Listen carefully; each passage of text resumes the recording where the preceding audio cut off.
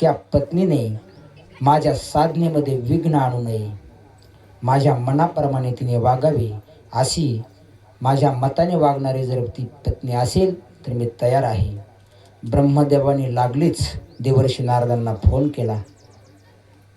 केला म्हणालो मी. तुम्ही आहेत ना जाग्यावर? बरं.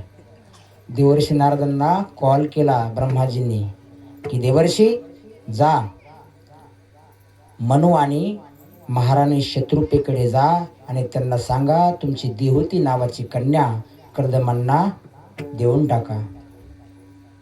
देवर्षी नारद लगेच गेले. तात्काळ तिथे जाऊन पोहोचले. नारायण नारायण.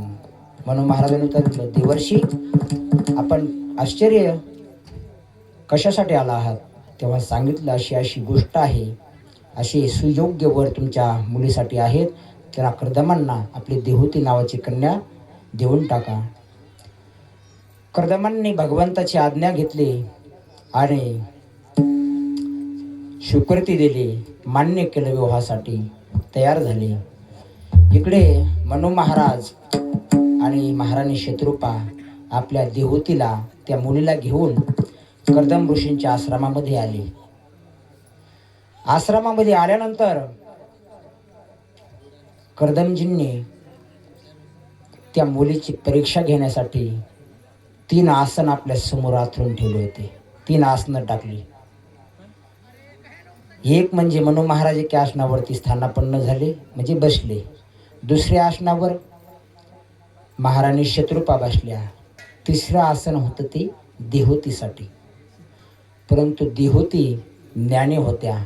त्यांनी विचार केला, जे माझे पती होणार आहेत, पती म्हणजे परमेश्वर असतो आणि त्या परमेश्वराची सेवा घेणं उचित नाही, ही पाप मी कुठं फेडणार? म्हणून त्या आसनाला नुसतं स्पर्श केला, दर्शन केलं आणि बाजूला बसल्या. कर्दमाच्या परीक्षेमध्ये देवती माता पास झाल्या. परीक्षा घेतली होती कर्दमांनी, पास झाल्या. आणि आता मनु महाराज आणि शत्रुपा यांनी विनंती केली, आमची कन्या सुयोग्य आहे. त्यांनीही मान्य केलं. परंतु माता पित्यासमोर आट ठेवली, एक आट ठेवली त्यांनी.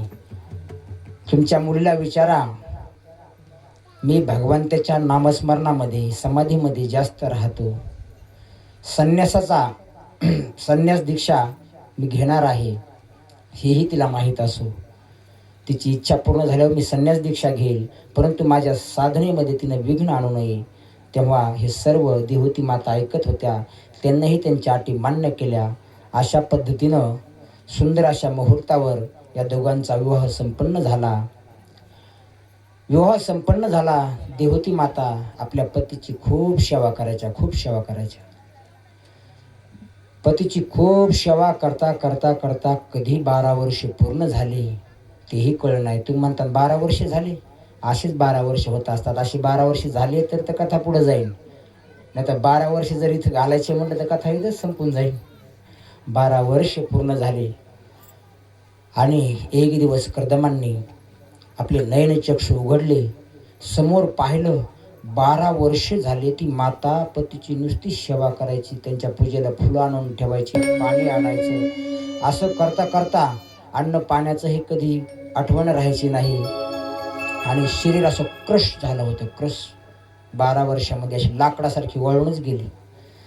त्या टायमाला कशाचा शॅम्पू आला, कशाचा साबण आला, काही नव्हतं हो. आता आलं हे सगळं. आणि मग कशाचं ते केसाला तेल नव्हतं, काही नव्हतं. त्या आंबाड्यासारख्या झिंज्या झाल्या त्या माऊलीच्या. क्रश झालेलं शरीर. कर्दमांनी डोळे उघडले, पाहिलं, कोण आहे ही स्त्री? आश्चर्य वाटलं. देवी, कोण आहेस तू? बघा, जिच्याशी विवाह झाला तिला विचारतेस कोण आहेस तू? देवती माता म्हणाल्या, स्वामी, मी तुमची धर्मपत्नी आहे. तुम्हाला आठवत आहे का? आपला विवाह संपन्न झाला होता 12 वर्षाखाली. 7 फेरे घेतले आपण 12 वर्षाखाली. तीच मी आहे. अरे अच्छा. हो देवती. आणि अशी कशी झालीस तू? तर म्हातारपण आला तुला लवकरच. देवती, खूप सेवा केलीस तू माझी. बघा